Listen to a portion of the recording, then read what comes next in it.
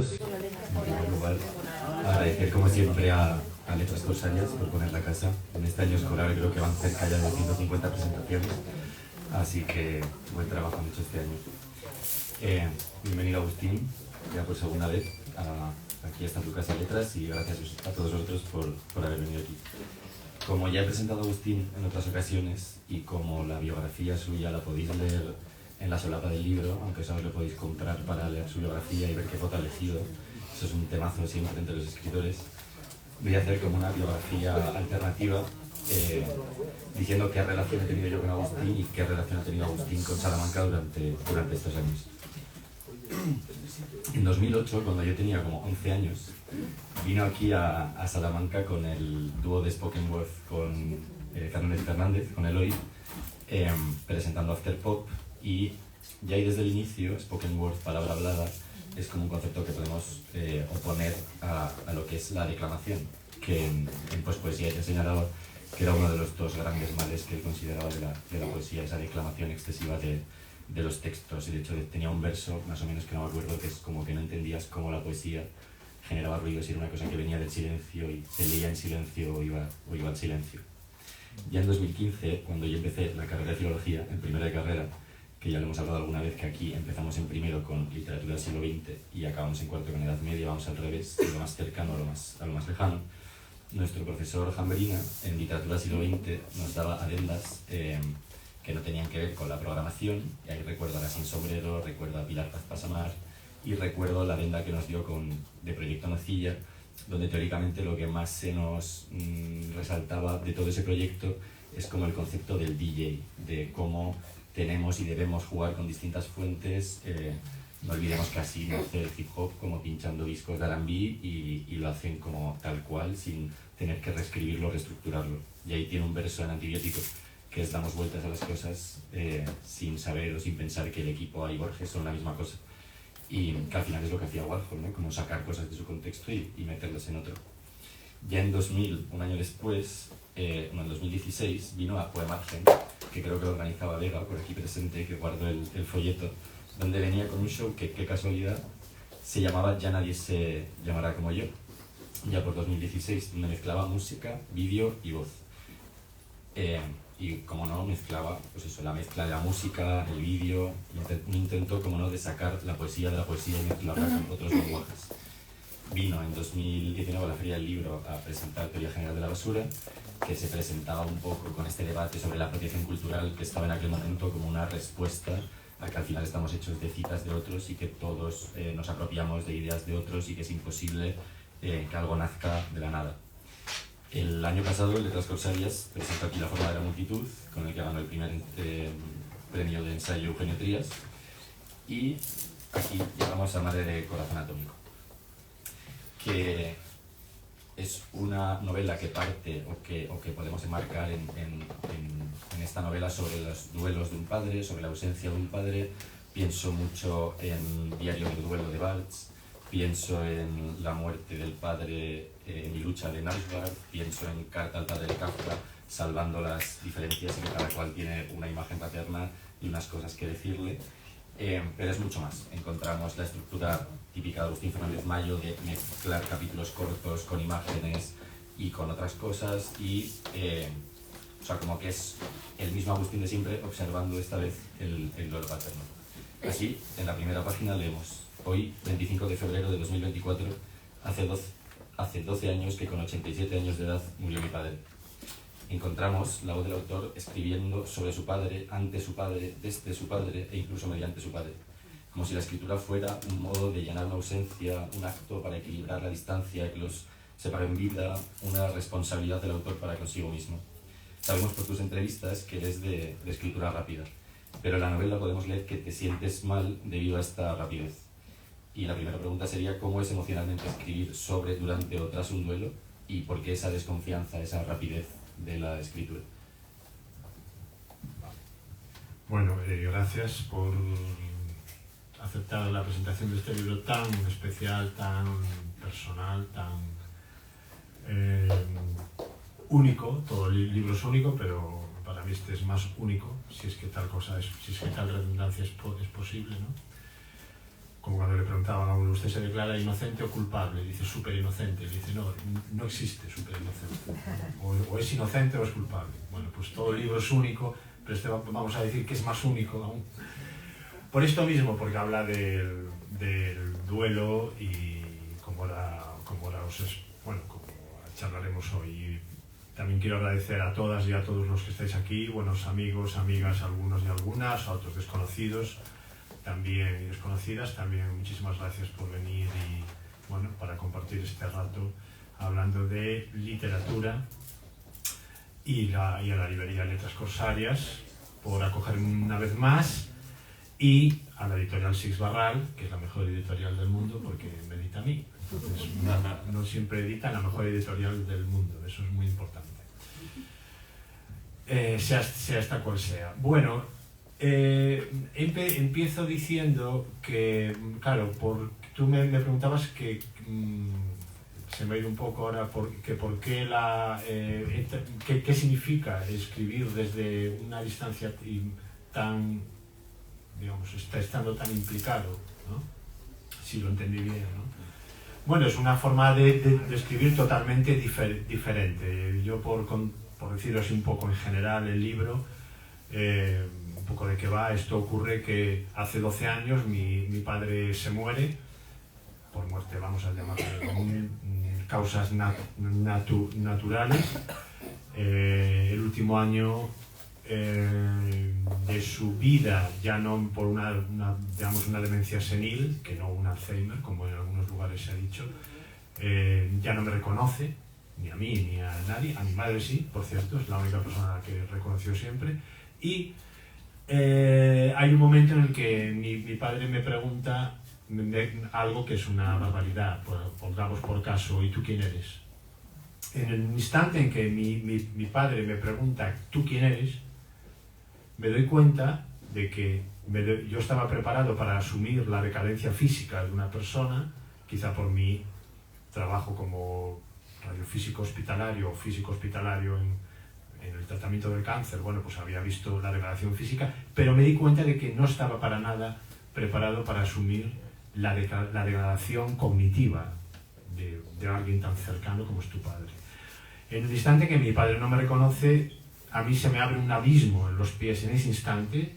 Es como un instante decisivo en mi vida. Es como si, a veces lo he comparado como si de repente te dijeran, ves todo lo que has visto, todo, este techo, estas estanterías, esa camiseta, esta botella, todo lo que has visto desde que tienes uso de razón era un decorado, no existía.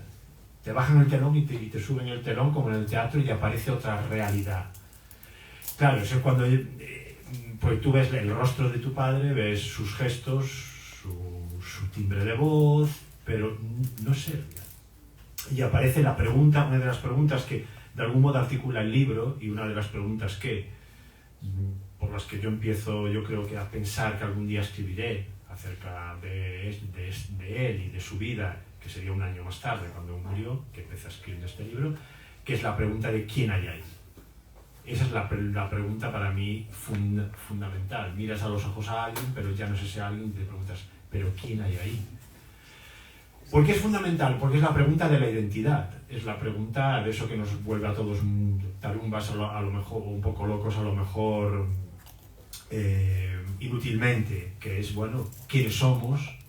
¿Qué hay detrás de cada máscara? El ser humano es máscara, porque si no, no podría ser humano. Solo el animal o la piedra o el aire no es máscara. El ser humano es máscara por el simple hecho de teatralizarlo todo y de, bueno, esto lo he escrito bastante en otros libros de ensayo, pero claro, ahí es algo que afecta a mi padre y por lo tanto me afecta a mí, porque si su identidad ya no es la que tenía siempre, la mía también cambia. Porque todos los hijos son fruto de la identidad de los padres, evidentemente, ¿no? O tienen algo de la identidad de los padres.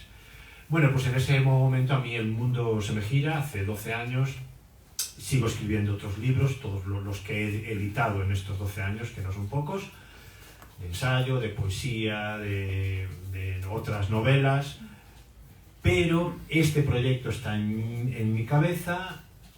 Y bueno, empieza a crecer, y hay un momento en el que me doy cuenta de que no lo puedo escribir como he escrito el resto de mis libros. Y es a lo que voy un poco, a lo que he hecho todo este prolegómeno para un poco a contextualizar el libro, ¿no? Y para ahora contestarte a ti, ¿no? Me doy cuenta de que no puedo escribirlo por muchos motivos, pero para empezar, tú, que me has leído bien y mucho, y otros aquí y otras presentes también, mi tendencia en la escritura es un poco, vamos a decir entre comillas, una especie de mente calenturienta en cuanto a la conexión, experimentación, hacer estructuras que aunque son legibles y siempre intento que el lector vaya fluido, es decir, no intento ser Pynchon, ese pesado llamado Pynchon, no intento ser Pynchon, todo lo contrario, intento que el lector descubra todo por sí mismo, no ponerle en acertijos, que me parece que es lo peor que se puede hacer cuando uno escribe. Podemos hablar luego sobre eso, que es súper importante, ¿no? ¿Qué es escribir bien? ¿Qué es escribir bien? Y a mí, en mi opinión, es cuando el escritor o la escritora le hace sentir al lector que es más listo que él. O sea, el lector tiene que descubrirlo todo por sí mismo, aunque seas tú quien se lo está descubriendo. El resto es un acto de matonismo, de yo soy más listo que tú y te voy a dar las claves para que articules esto cuando yo quiero. Y si no, no te doy la clave. Esto es una cosa de teoría literaria mía, no de los académicos que hay aquí, que son muchos y muy insignes. Es una cosa mía que teoriza en algunos lugares, ¿no? Es esta idea de que tú puedes escribir desde dos modelos, ahora me estoy yendo a otro lugar, pero que tiene que ver de algún modo con esto, el modelo que yo llamo analógico, que es escribir a través de analogías, que es cuando tú conduces al lector a través de la seducción, o puedes escribir a través de lo que puedes llamar el silogismo, que es esa forma de escribir que a mí no me gusta, que participa desde las novelas policíacas, habitualmente a Pynchon, por ejemplo, ¿no? Que es yo te voy a dar las claves cuando yo quiera, y entre tanto yo no quiera darte las claves para descifrar un jeroglífico que yo estoy planteándote, tú no vas a poder entender esta novela ni sentir esta novela. Bueno, a mí eso es un tipo de literatura que no me interesa nada, porque me parece el matón de la clase que te dice yo tengo el balón y vas a jugar cuando yo quiera. Y es un poco, vamos a decir, hacerse el listo. Y con esto acabo.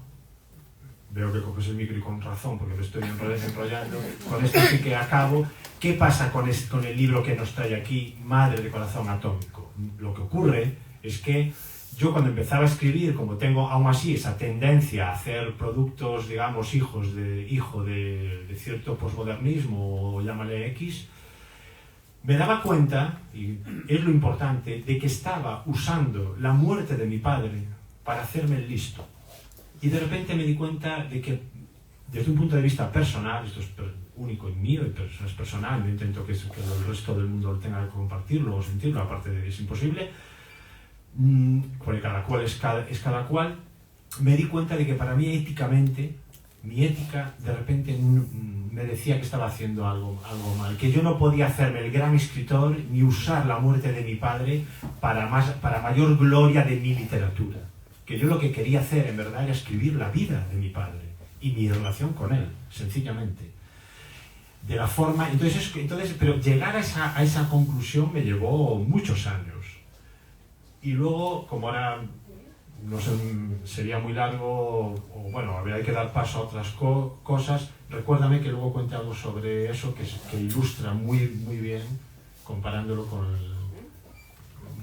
la fotografía y con la pintura. Porque creo que queda muy bien ilustrado lo que estaba diciendo ahora de no hacerme el listo o no hacer un documento, etc., ¿no? Yo quería, todo lo que cuento ahí es verídico, pero yo le quería dar una factura literaria, y eso no es tan fácil si estás hablando de la vida de tu padre.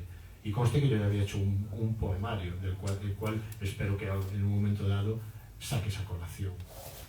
De hecho, antes de ir a eso, pensaba en el prólogo de La vida e instrucciones de uso de Perec, cuando habla sobre las piezas, con lo que decías del escritor bully que quiere hacerse listo, y tenía una analogía, una imagen, creo, que era como el escritor que en la propia portada del puzzle te pone la imagen para que luego tú la hagas, contra el escritor que en la portada no te pone nada en la caja, ni el mapa que tiene que hacer o la imagen que tiene que hacer, y luego las piezas son cada una de su forma, ¿no? Me recordaba esto que decías de los dos tipos de escritura. Totalmente. Y además es que acabas de dar en el clavo. Mira, ayer veía un documental casualmente. O sea, esto es una casualidad de, no sé, en la televisión hablaban del origen del universo, el Big Bang, no sé qué tal. Vale. Y precisamente hacían una analogía que a mí me parecía nefasta, que es la del puzzle. Y precisamente ponían un puzzle y a dos físicos, bueno, una teatralización, ¿no? Así, para hacerlo divulgativo, armando un puzzle como si el universo fuera un puzzle, ¿no? Esto lo he teorizado también, ¿no? Tal como yo lo entiendo, la realidad no es un puzzle, por eso es compleja. O sea, es decir, tú no puedes predecir, hay cosas que no se pueden predecir. Un puzzle viene predecido, ¿por qué? Por el rectángulo que lo delimita. Ahí dentro está todo, tú tienes que meter todo ahí dentro y ordenarlo, pero es que la vida no está delimitada. De ahí lo que llamamos sistemas complejos. Hace un par de años en Zamora, precisamente, di una conferencia sobre poesía y sistemas complejos en la Fundación Claudio Rodríguez, precisamente. O sea, la poesía es eso, no hay un marco. Tú lo que haces es que ¿por qué no hay un marco? Pues porque cuando salgamos por esa puerta no sabemos qué nos va a ocurrir, sencillamente. Entonces el marco no existe. Entonces me parece una buena analogía sobre esa que has hecho tú. Bueno, pues por traerlo más al libro, cuando escribo cualquier libro me ocurre eso. No sé dónde voy cabalgando sobre ideas, metáforas, incluso cuando escribo ensayo, voy cabalgando sobre cosas que no entiendo muchas veces bien y desde luego nunca hay un marco. O sea, nunca es un puzzle. Es algo orgánico, es un ente orgánico con sus fibras, sus sudores, sus pelos, sus heces, su comida, lo que tú quieras, ¿no? Justo, la siguiente pregunta era por Ya nadie se llamará como yo, porque me resulta curioso que tanto en su última producción poética, que es Ya nadie se llamará como yo, como en su última novela, hay un desplazamiento del yo al nosotros, o si lo vemos como familia, o al vosotros, si es como padre y madre, del individuo a la familia y de la ficción a la realidad. Por ello el subtítulo de la novela, no en la portada, pero dentro pone una historia verdadera, como si basado en hechos reales que ponen las películas. Y definida por el narrador-autor dentro de la novela como su novela más íntima y personal, me gustaría que nos hablaras de este tipo de giro familiar y del bloqueo para imaginar ficciones durante este proceso que está dentro del libro en la última página. Bueno, vale, claro, es que eso ha sido muy importante. Yo cuando mi padre se muere, que nunca sé si se dice se muere o muere. Eso la gente académica tengo muy claro cuando el reflexivo no funciona, ¿no? O cuando sí funciona. Por ejemplo, paréntesis, la gente tiene una manía de decir, yo qué sé, el volcán colapsa, pero en mi opinión es se colapsa, ¿no? Pero en todos los medios de información, o la estrella colapsa, se colapsa, entiendo, ¿no? Una persona colapsa, entiendo que se colapsa. Bueno, pues yo no sé si es aquí sí que no sé si es mi padre muere o se muere. El caso es que cuando ocurre esto, yo empiezo a escribir un poemario que editó ya en 2015, precisamente Seix Barral, con toda mi obra completa hasta la fecha de hoy, o mi obra reunida de poesía. El poemario se llama Ya nadie se llamará como yo. En este libro que presentamos hoy, cuento por qué se llama Ya nadie se llamará como yo, que es una frase que me dijo mi padre un día, poco antes de morir, llevándolo del brazo por el pasillo de la casa familiar, cuando ya no hablaba, solo escribía y subrayaba revistas, trípticos de Mercadona o revistas de ciencia o libros de veterinaria, porque mi padre era veterinario y hay algo que articula el libro a través de eso que contaré luego, de la veterinaria. De repente me dice, sin más, ya nadie se llamará como yo. Y me pareció una frase increíble, ¿no? Alguien que no habla, que de repente te dice eso, ¿no? Como si vislumbrara la muerte o no, es que no lo sé, ¿no? Bueno, pues yo me pongo a escribir ese poemario, Ya nadie se llamará como yo, nada más morirse o morir mi padre, y es un libro que escribo, o sea, como quien dice solo, o sea, se escribe solo ese libro, y en un año, en menos, o sea, en menos en verdad, pero bueno, uno luego pues lo revisa, tal, y es un libro que para mí me parece un libro lo mejor que he escrito en poesía, francamente, ¿no? Porque uno ya sabe cuando escribe cosas mejores o peores por una cuestión de oficio y de años. Y sin embargo, me pongo a escribir prosa, y tardo 12 años. ¿Por qué? Bueno, voy a decir algo muy a pesar de los poetas y las poetas presentes en la sala y de mí mismo, que me considero poeta antes que nada. Para mí todo lo que hago es poesía, disfrazada de otras cosas. Cuando hago poesía es poesía, pero cuando hago ensayo para mí es poema disfrazado de ensayo. Y cuando hago novelas son poemas disfrazados de novela, absolutamente. Pero es lo que me lleva a pensar esto que he dicho de escribir tan rápido un libro, por lo menos en mi caso, casi te diría que la poesía es como para cobardes. ¿Por qué? ¿Y por qué pienso esto de repente? Pues pienso esto porque a mí, o por lo menos para mí, cobardía, porque a mí me resultó muy fácil escribir de algo tan importante para mí como es la muerte de mi padre, vamos a decir, ocultándome tras lo simbólico, la metáfora, la alegoría, haciendo figuras. Pero cuando digo, bueno, ahí yo, como si yo a mí mismo me fuera engañando para no ver la cruda realidad. Entonces, claro, la poesía, en mi caso, bueno, pues me sirvió para ir como trampeando algo. Pero cuando me pongo a escribir realmente lo que es una vida, con toda la crudeza, pues tardo 12 años y veo que me cuesta. Entonces, bueno, yo no sé si la poesía es para cobardes, pero desde luego en mi caso he demostrado que sí, que es para mí cobardía, ¿no? Para ocultarme detrás del artificio. Bueno, el arte es artificio, por otra parte, no lo digo como algo peyorativo, no hay arte sin artificio, la propia palabra lo dice, ¿no? No habíamos reparado todavía en ello, pero me gustaría parar en el título, Madre de Corazón Atómico, que es una traducción literal de un disco de Pink Floyd, Atomic Heart Man. Y más allá del juego intertextual, pues también encontramos dentro como una metáfora recurrente con la cara oculta de la luna, como una metáfora que habla de esa cara invisible y abstracta, o ese rostro abstracto que tiene su padre que no podemos ver. Me gustaría que nos hablaras del principio de incertidumbre de Heisenberg aplicado a nuestros padres y sobre todo cómo al final de la novela se supera este principio y se explica por qué una novela sobre la muerte del padre lleva en el título la palabra madre. Bueno, entonces quizá es mejor empezar un poco, voy a dar un paso antes, porque tiene que ver con el título y con lo que estás contando. Ocurre, por contar un poco, por no hablar solo de teoría y bajar a la experiencia, o subir a la experiencia, porque no sé por qué decimos bajar a la experiencia. Bueno, la experiencia es tan rica como la teoría, aunque nunca sean conciliables. Esto está teorizado en Teoría General de la Basura y en La Forma de la Multitud. Pero bueno, eso es otra cuestión. En el año 2010, o sea, 2 años antes de que mi padre se muriera, yo estaba atravesando Estados Unidos en coche, desde Nueva York a Los Ángeles, por el mero placer de atravesar el país durante 20 y pico días. En un momento dado, a la altura estando en el estado de Kansas, nos desviamos, los que íbamos en el coche, por un camino desde esos infinitos del Midwest, polvoriento. Nos salimos de la carretera y llegamos, bueno, no sé, varias millas, no sé cuántas, y llegamos a un campo también casi infinito, lleno de vacas, no sé, cientos de vacas.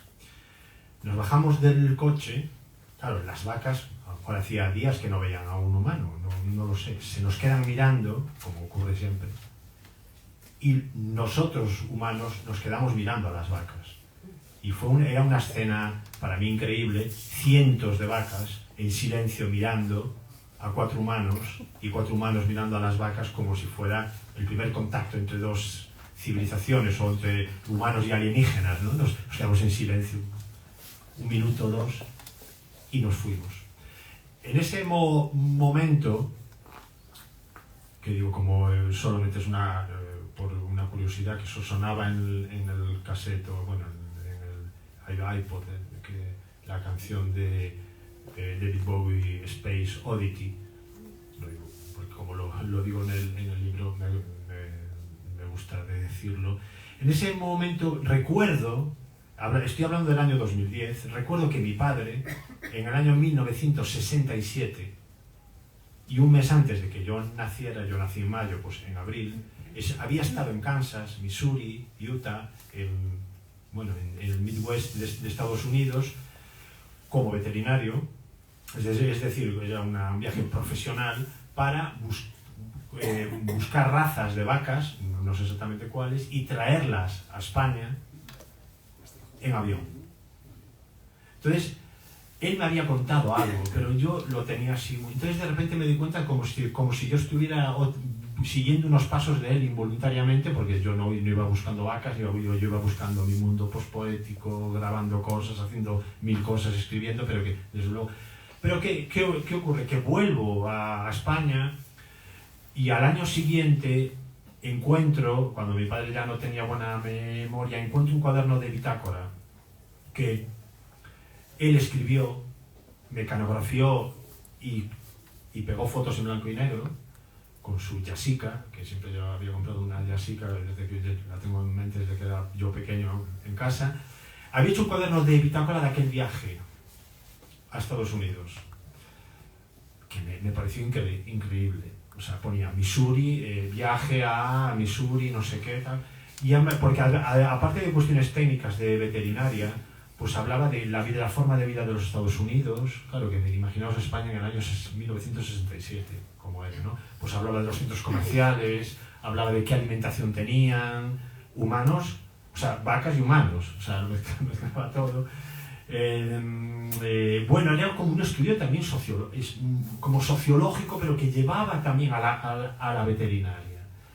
Claro, yo cuando encuentro eso y veo que mi padre ya entiendo que no va a durar mucho en el planeta Tierra, por lo menos vivo, ese documento empieza a quemarme en las manos. Entonces lo escaneo, me doy cuenta también perfectamente. En aquella época yo leía mucho a un teórico que era del arte, que era Nicolas Bourriaud, que trabajaba mucho con artistas que cogían documentos y los reconceptualizaban, haciendo apropiacionismo estético como obra, y los exponían, y había muchas aquello me recordaba precisamente a obras, y yo decía, yo esto algún día a lo mejor lo puedo reconceptualizar como obra.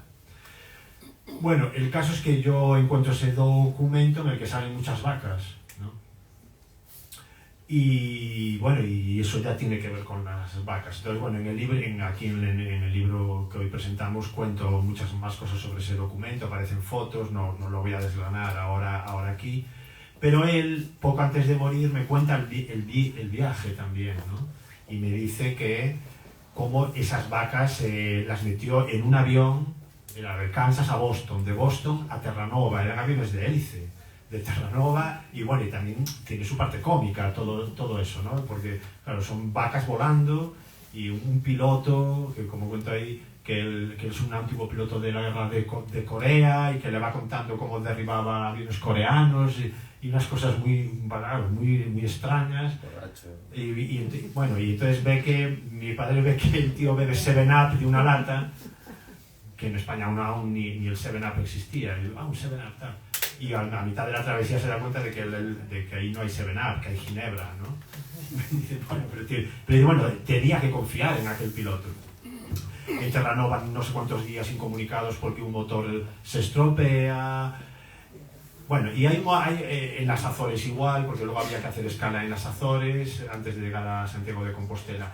Y hay un momento muy importante que es cuando él me cuenta que en mitad de la travesía él va en el avión con el piloto y va a la bodega, solo iban ellos dos y las vacas. Bueno, pues a ver, porque hubo una tormenta y no sé qué, para ver cómo están. Entonces él me dice que ve en la oscuridad ojos brillando, ¿no? Decenas de ojos brillando, que son las de las vacas, ¿no? Y claro, yo digo, pero esto es increíble, esto es como buñolesco, o sea, ríete de Buñuel, es de un surrealismo, o sea, vacas volando, pero asimismo ojos flotando dentro de una oscuridad que asimismo flota sobre el Atlántico, ¿no? Pero lo interesante, y es a lo que voy, es que él me contaba todo eso sin ninguna clase de afectación. Bueno, aparte de que fue un acto como de pionero, era una persona muy creativa, era un pionero en la veterinaria, muy creativo, siempre trabajando, siempre trayendo muchos materiales de muchas disciplinas a la veterinaria. Luego me di cuenta de que yo en la literatura hago lo mismo, es una cosa involuntariamente aprendida, ¿no? Bueno, pero lo interesante es que él me contaba eso sin ninguna clase ni de heroicidad, ni de... como algo técnico.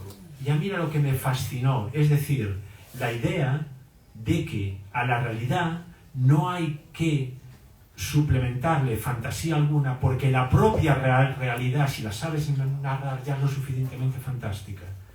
Por eso cuento en el libro cómo recordé cómo cuando era yo pequeño él me llevaba a la montaña y me decía lo que era una garrapata, un arándano, un no sé qué, o la tabla periódica, pero me lo decía de tal forma que ya había una fantasía en lo que contaba, pero sin suplementarle ninguna fantasía.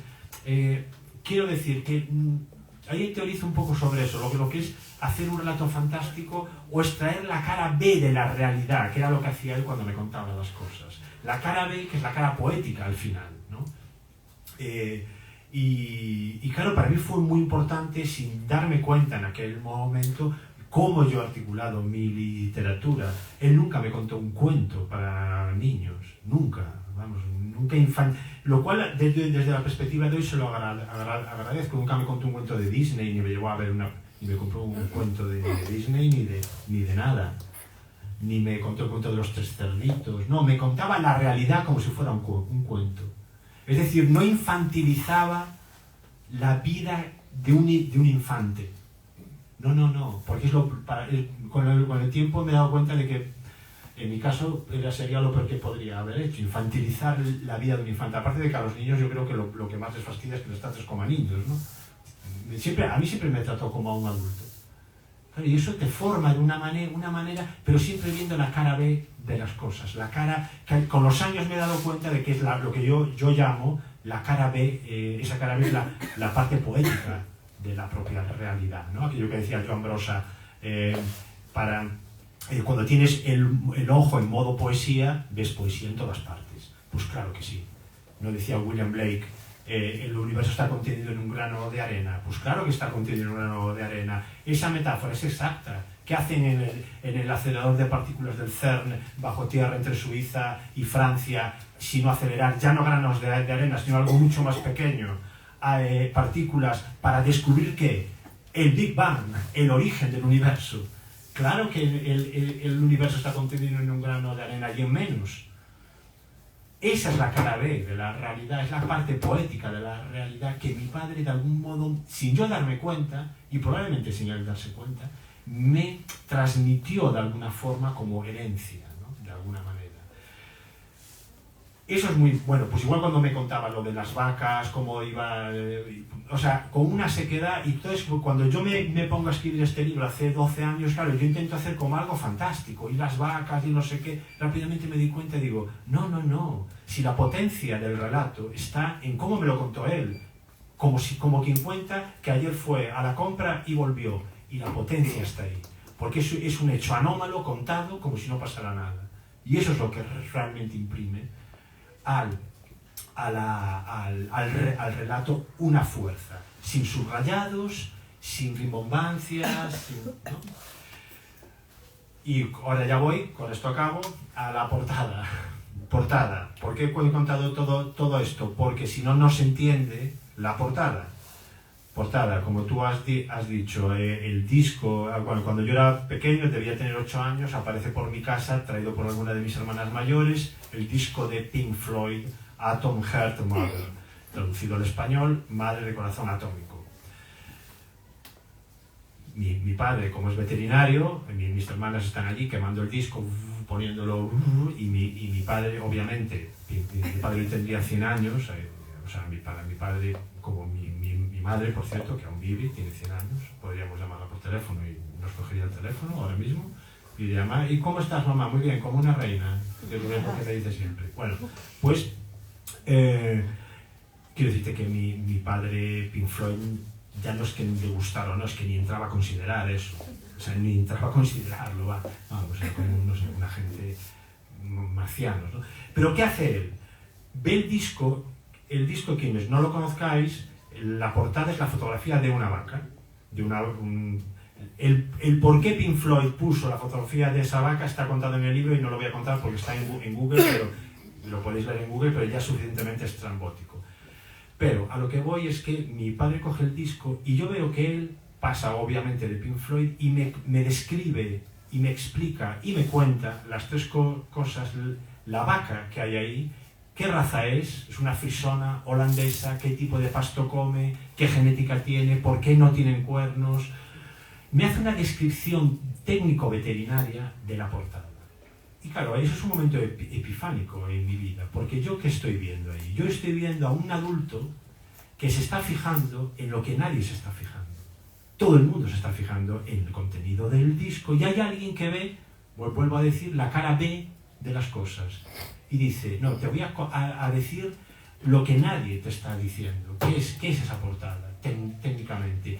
Y para mí eso fue algo increíble, que es ver cómo en todo objeto hay algo que puedes girar y ver de otro modo para alumbrar la parte poética también y la parte fantástica, aunque sea a través, como era este caso, de algo técnico veterinario. Bueno, quienes conocen mi literatura, ¿qué hago yo ¿qué he hecho con la física? Pues algo parecido.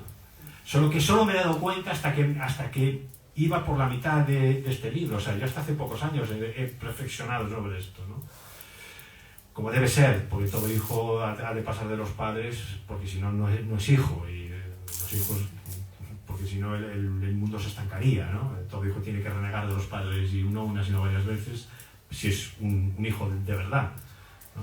Para luego, con el tiempo, volver a encajar, ¿no? Y volver a ellos, pero si no, el mundo no evolucionaría, ¿no? Bueno, pues ese es el porqué de la portada, y si quieres dejamos para más tarde, en verdad, tu pregunta, que era por qué madre, y por qué madre, si en verdad habla del padre, pero bueno, ya he dado una pista que tiene que ver con la portada, que es una vaca, que se enlaza con su traída también de vacas de Estados Unidos a España, y bueno, pues eso. Vamos a seguir con el viaje, que todavía no lo habíamos mencionado, y vemos que a lo largo de la novela el personaje va recorriendo los mismos caminos y viajes que recorrió su padre años atrás, haciendo sus pasos para poderlo mirar desde sus ojos. El viaje, ya sea a San Simón, a Venecia, a la Ruta 66, al Valle Gordo, a Missouri, tiene una gran presencia en tus textos. Pero también es importante como el hecho de rehacer un viaje. Pienso, por ejemplo, en las fotografías de San Simón del sanatorio y en cómo comparabas las fotografías antiguas con las nuevas. Y pienso ahora también en esta estructura de rehacer ese viaje. Y te lanzo una pregunta un poco extraña, que es un error dar por hecho lo que fue contemplado, que diría el gran Carlos Oroza. Bueno, ahora tú te has pasado ahí. Claro, es que los teóricos son así, no puedes confiar, no te puedes fiar, porque claro, ahora aquí el amigo Alejandro, que además es muy inteligente, ha combinado mi anterior novela, la trilogía de la guerra, que uno de los leitmotivs es un verso de Carlos Oroza, es un error dar por hecho lo que fue contemplado. Y que hay fotografías de un campo de concentración en la isla de San Simón de la guerra civil, y yo que fui, las hice hoy, en el pasado inmediato. Bueno, pero es curioso que digas eso, porque yo cuando voy a la isla de San Simón, y ahora hablando de trilogía de la guerra, y tengo las fotos de los presos que allí murieron en ese campo de concentración que está en la ría de Vigo, y que fue por casualidad, yo fui allí a otra cosa y llevaba un libro que hablaba de la historia de esa isla, lo llevaba pues por leerlo, ¿no? Y veo aquellas fotos y me propongo, como estaba aburrido, así de claro, así de prosaico, me propongo encontrar las localizaciones hoy, ¿no? Hoy. Entonces me empiezo a recorrer esa isla, que es llena de eucaliptos, piedras, bueno, es una isla semisalvaje, aunque están las edificaciones, y que fueron los campos donde estaban los pabellones de los presos y tal, voy encontrando. Entonces tengo la foto en blanco y negro de los presos en una posición y la foto que hago yo hoy, con mi iPhone en color.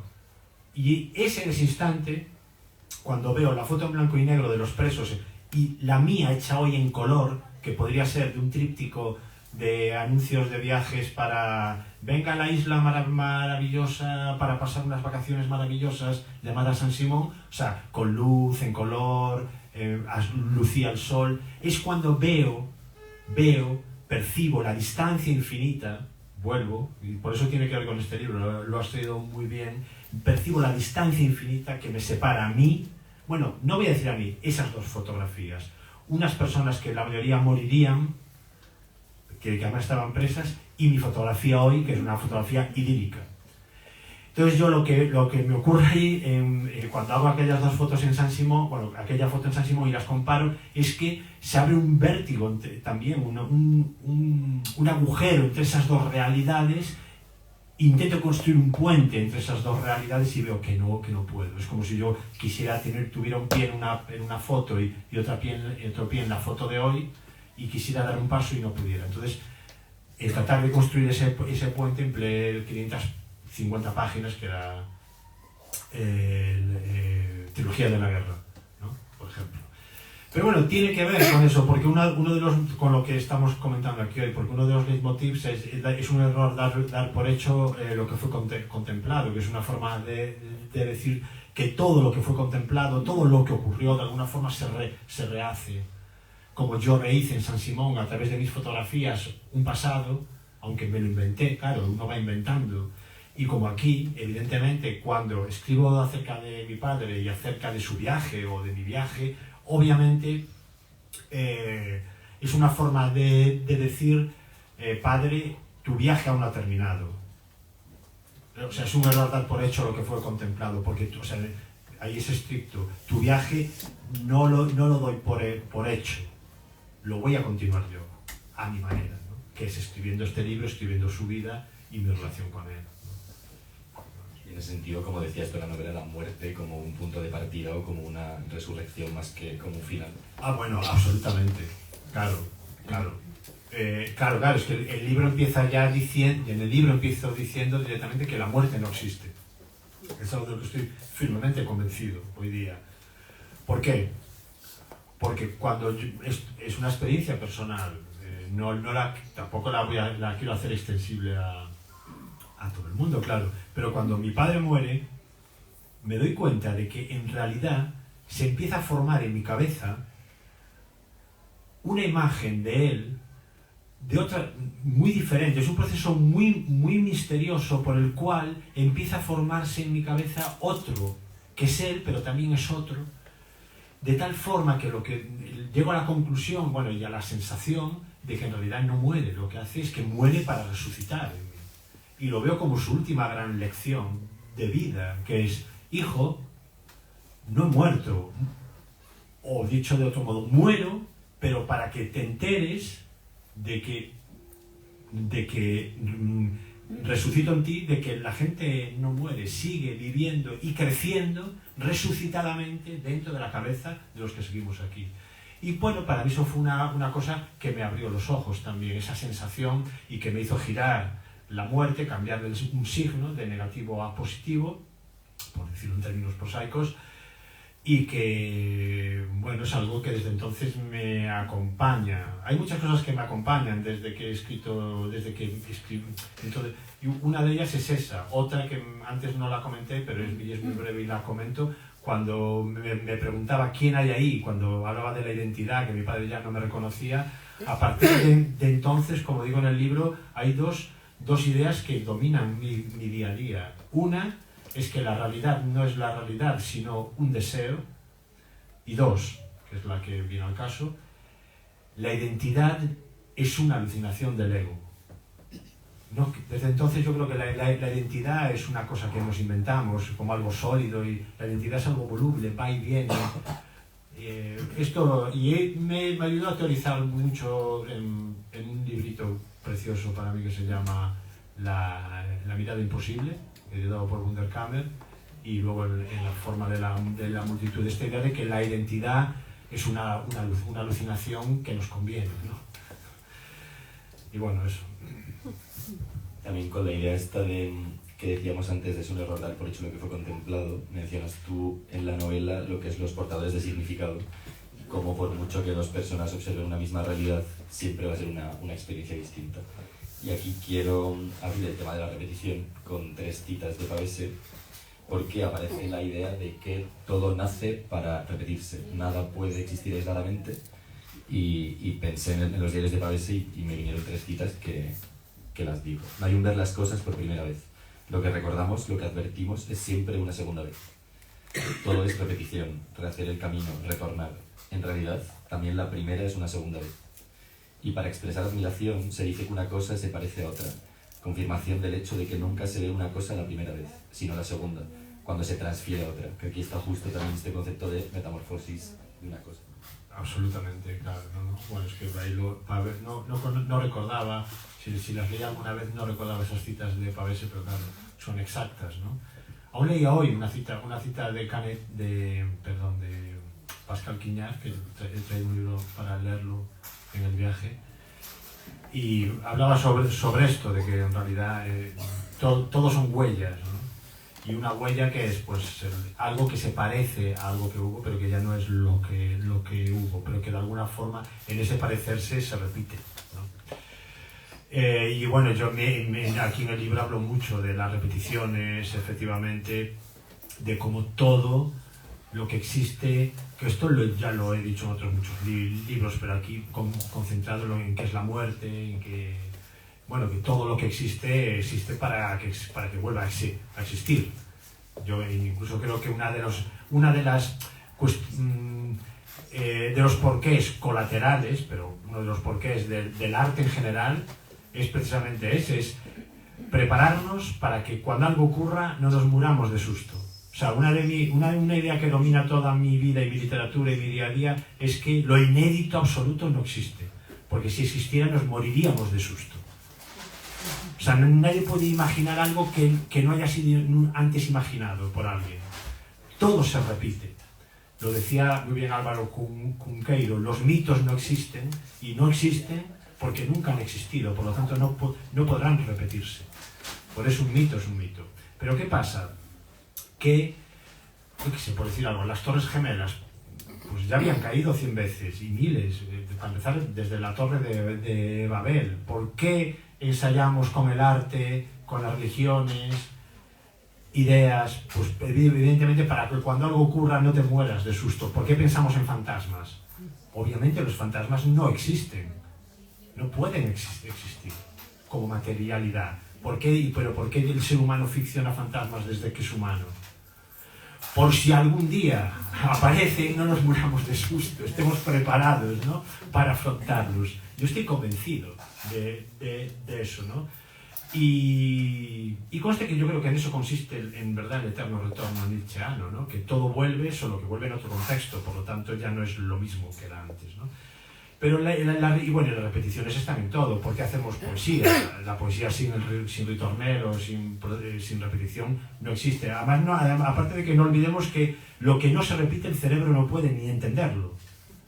Esto, bueno, yo con esto estuve años pensándolo esto es un paréntesis, cuando salió mi primera novela Nocilla Dream, que los teóricos, gente que sabe mucho más que yo, y teóricas decían, es una novela fragmentada.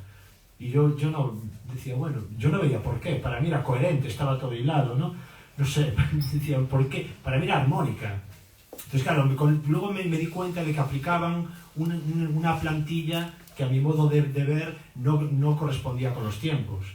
Es decir, no era una novela fragmentada. Me di cuenta de que si giras un poco el caleidoscopio, lo que ves es que es una novela en red, que no es fragmentada. Quien piense que existe algo fragmentado, dos cosas. Quien piense que existe algo fragmentado, para empezar, es un pensamiento estéticamente conservador, porque está diciendo implícitamente que hubo un día en que hubo algo que no estuvo fragmentado. Es decir, que rompimos un jarrón porque había un jarrón precioso y ahora estamos narrando, pegando trozos, fragmentos. No, nunca existió ese jarrón.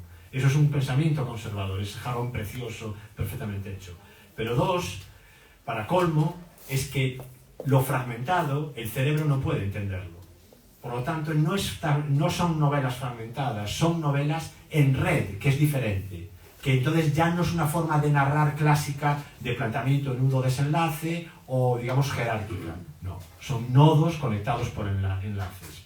Bien, esto para decir, esta ha salido ahora por una tangente para comentar que en realidad, claro que todo se repite, y la poesía es repetición, la música es repetición. ¿Por qué el pop triunfa? Pues el pop triunfa porque es un mecanismo más sencillo que un llavero, o sea, son estrofa, no sé qué, estrofa, estribillo, estrofa. ¿Por qué? Porque si no el cerebro no puede entenderlo. Quienes somos aficionados a la música ruidista, hay un momento en que te vuelves muy loco y ya escuchas el ruido del ruido del ruido, y hay un momento en que ves que tu cerebro no lo entiende, porque el cerebro no puede entender aquello que no se repite.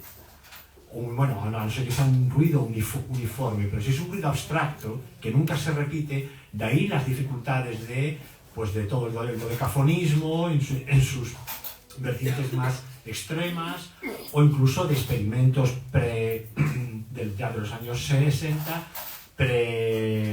la Velvet Underground, como La Monte Young, John Cage, etcétera, que había un momento en que, claro, lo que hacen ya no tiene sentido porque es tan abstracto que nunca se repite, por lo tanto el cerebro no puede entenderlo.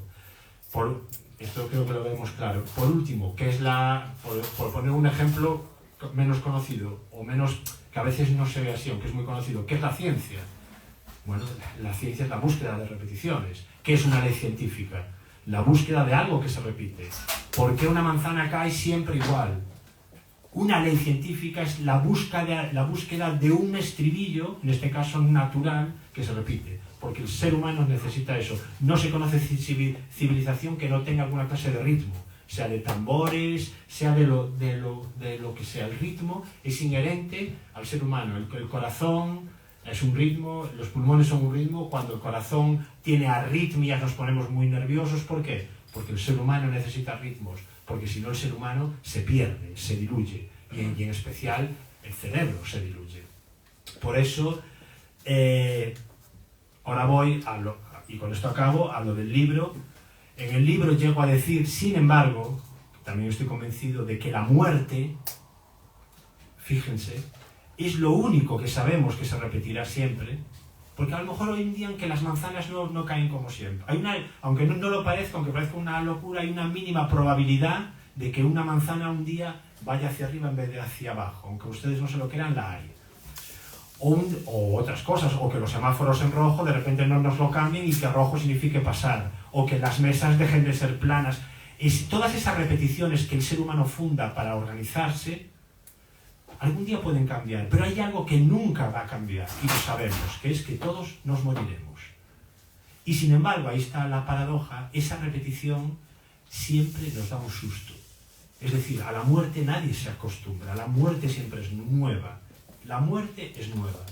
Y ante la muerte aparecen ideas, sensaciones, epifanías, derivaciones que ni habíamos imaginado. Porque la muerte es nueva. Y es la gran paradoja para mí humana. Sabemos que va a ocurrir, pero cuando ocurre nos da un susto siempre. Un susto ya en el sentido general, en el sentido de que puede ser un susto de verdad o puede ser tristeza o epifanía. O sea, eso es algo que yo a lo que le doy muchas vueltas y que lógicamente nunca llegaré a más conclusiones que las que estoy aquí apuntando, pero me parece increíble. Y como digo en el libro, lo entronco con la idea, aunque no vamos a hablar de eso, wittgensteiniana, de lo que es la contradicción. La contradicción siempre te paraliza, decía Wittgenstein. Esto lo cuento en el libro, no lo voy a desgranar aquí. Bueno, pero yo creo que la muerte tiene eso. Es una contradicción que nos paraliza, de alguna manera, ¿no? De hecho, es muy curioso que en la novela se cuenta que el personaje tiene miedo como a los agujeros. Y hay un momento en el que está como grabando la tumba de su padre. Bueno, el personaje no, yo. Es que tú ya hablas como un teórico total, ¿no? Aquí hay que decir yo, porque... Que es una historia verdadera. Claro, si es una historia verdadera, es que... Es una distancia para poder hablar con eso. Y como que me parece como curioso que el único agujero en el que vas a entrar precisamente es ese de la tumba. Bueno, es que solo digo, claro, hay un momento cuando cuento que llevamos las cenizas de mi padre al pueblo de León, y hay un momento también cómico o extraño cuando... Bueno, cómico si se quiere ver así, o extraño. En el momento fue muy raro abrir la lápida para depositar las cenizas, y bueno, la había abierto antes el enterrador, y es curioso, ¿no? El agujero que había dejado para depositar la urna era tal que no cabía. Y fue un momento crítico, todo el mundo allí y tal, y no cabía. Y ¿ahora qué haces? ¿Qué haces? Dios mío, ¿no? O sea, te quedas paralizado un milímetro que lo cambia todo, ¿no? Que lo cambia todo, ¿no?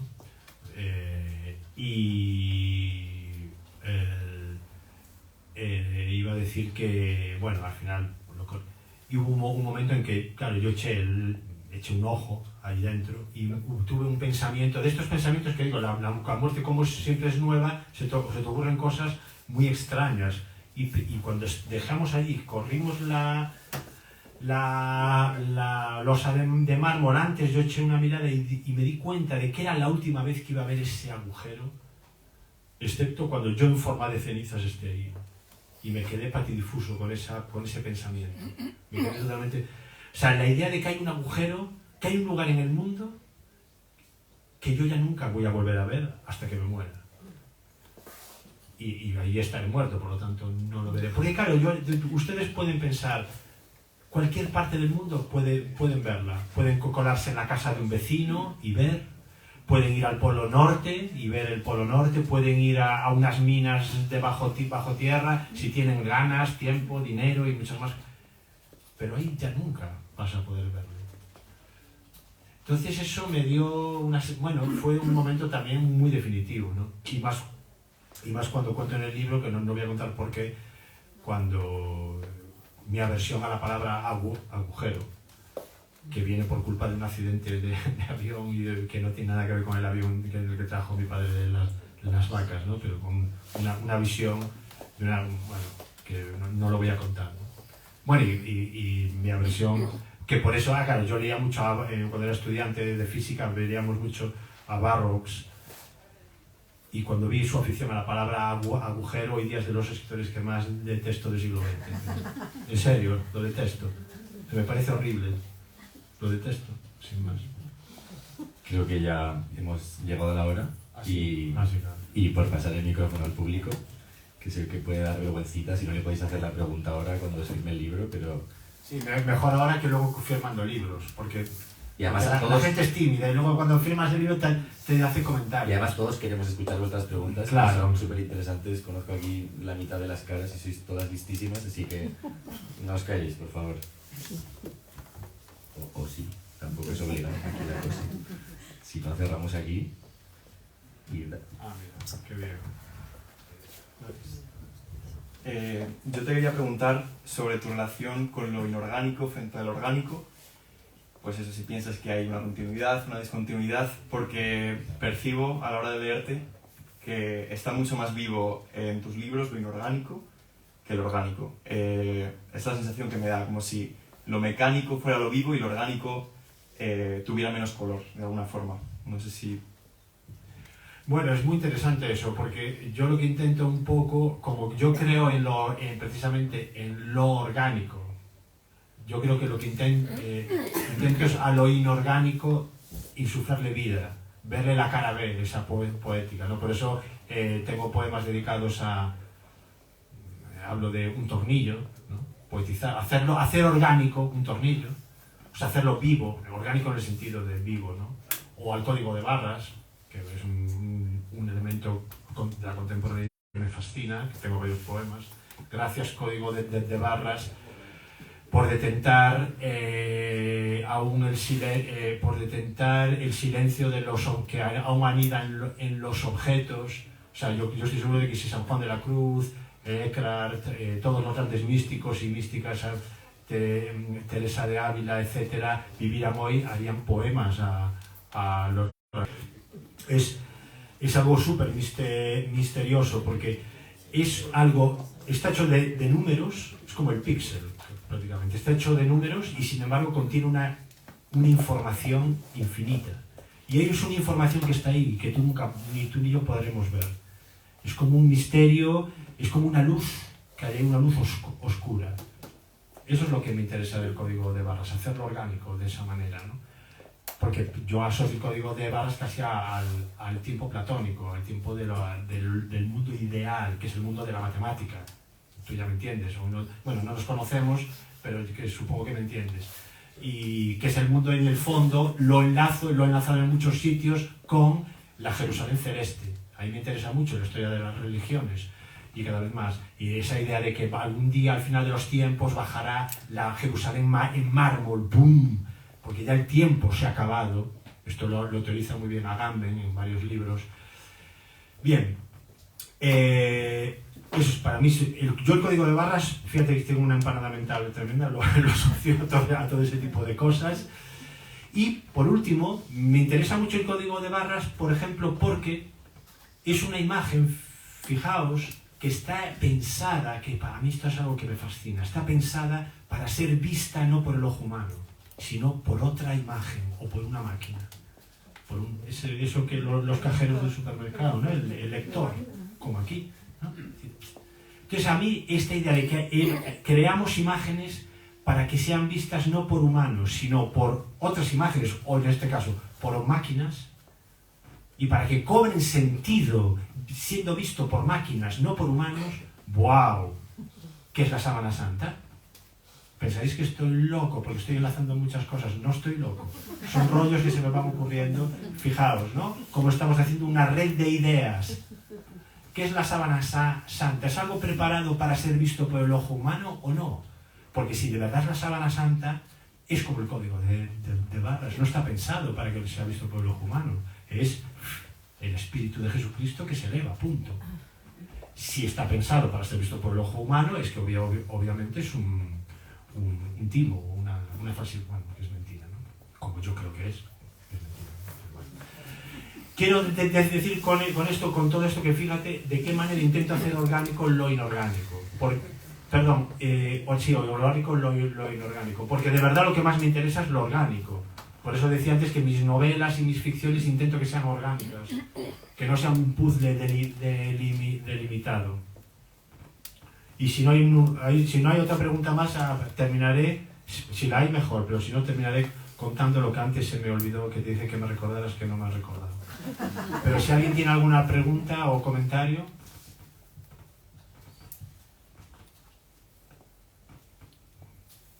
Venga, Ani. Bueno, yo me animo un poco por preguntarte por la generación nocilla. No, por favor.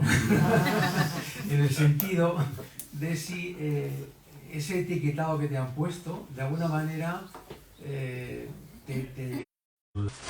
Ayer firmamos para el rumano, bueno, y para otros muchos, ¿no? El turco, ya está. Pero digo por decir idiomas que no estamos muy familiarizados con ellos, porque está a todos los idiomas que más o menos conocemos.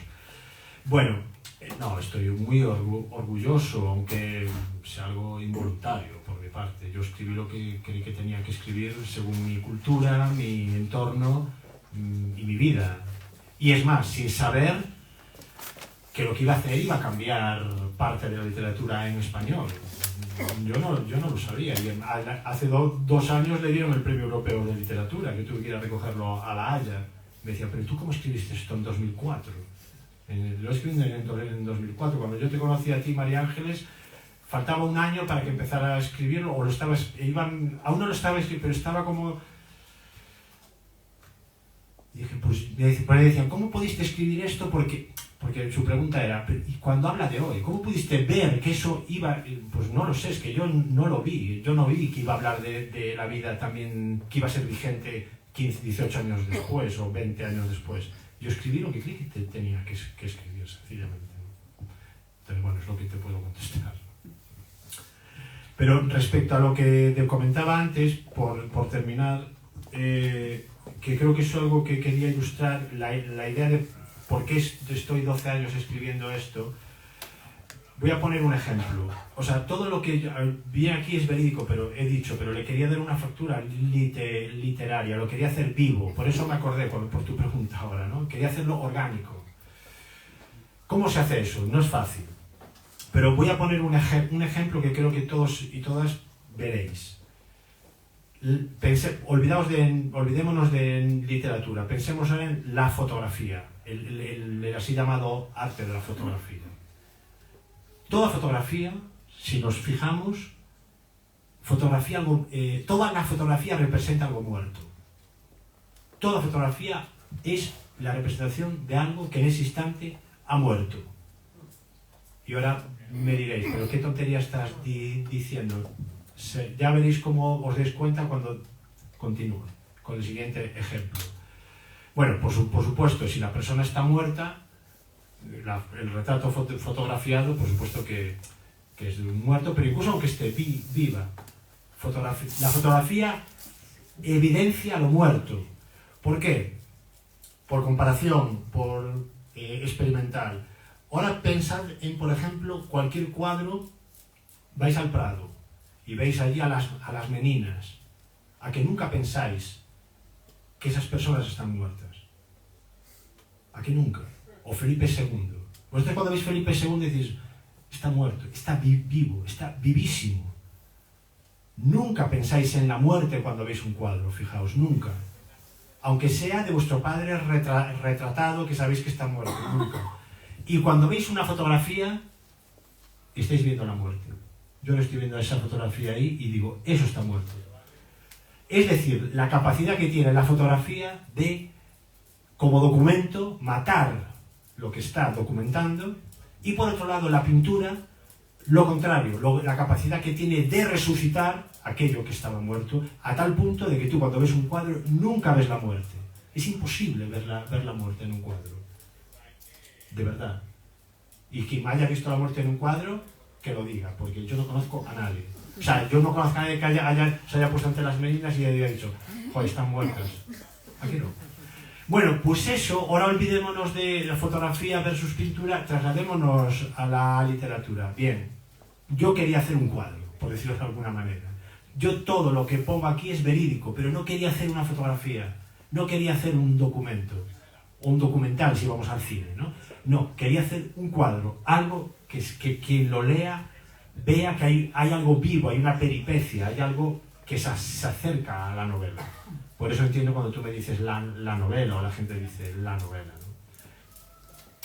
Por eso es tan vivo el libro, o sea, van a gozar tanto con este libro como, porque sé que lo van a comprar y lo van a leer, que por eso tuve que poner el subtítulo por ahí dentro, una historia verdadera, porque la gente va a pensar que es mentira, que es ficción, y no, es verdadero, solo que parece ficción, ¿no? Aparte de porque cuento anécdotas que cualquiera diría que son mentiras, ¿no? Porque a veces ahí es donde ves que eso de que la realidad a veces supera a la ficción, a veces ocurren cosas tan perfectas en la realidad que si las escribes te dicen, te lo estás inventando, ¿no?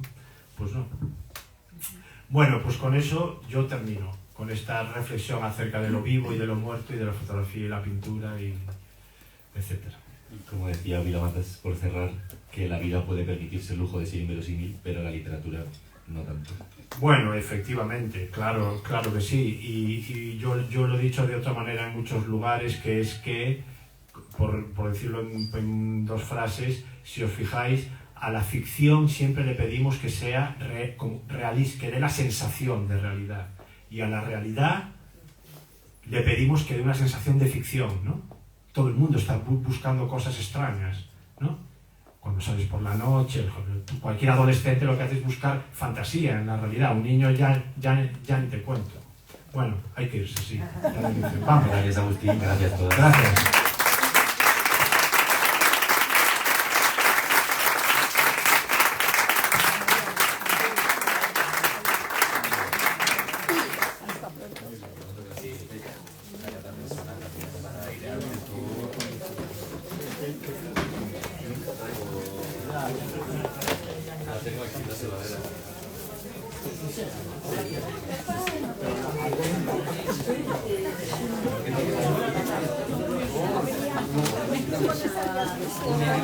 elaboración constante